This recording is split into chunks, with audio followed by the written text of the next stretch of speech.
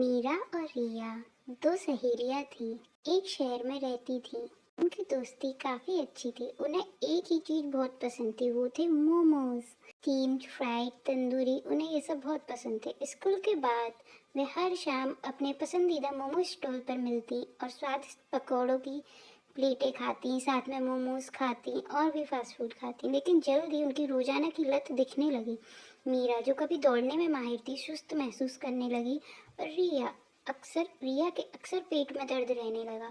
उन्होंने इसे यह कहते हुए टाल दिया, मोमो इतने अच्छे हैं कि उन्हें छोड़ना मुश्किल है, और अपनी प्रॉब्लम पर ध्यान नहीं दिया। एक दिन उनके स्कूल ने एक खेल उत्सव की घोषणा की और मीरा को रिले रेस में अपनी कक्षा का प्रतिनिधित्व करने के लिए चुना गया। रिया एक नई कलाकार जो इस कार्यक्रम के लिए एक चित्र बनाने के लिए सौंपा गया।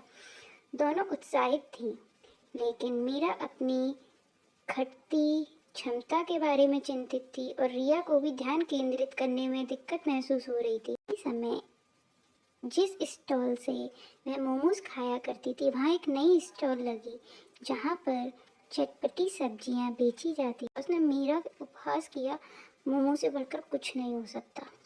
लेकिन फेस्ट के दिन ट्विस्ट आया। मीरा अपनी दौड़ के बीच में ही गिर पड़ी और आगे नहीं दौड़ सकी और परेशान हो गई।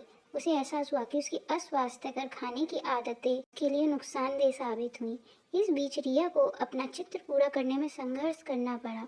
थिंकिंग एबिलिटी कमजोर हो गई। उस शाम उन्होंने एक साथ नए स्टॉल पर जाने का फैसला किया।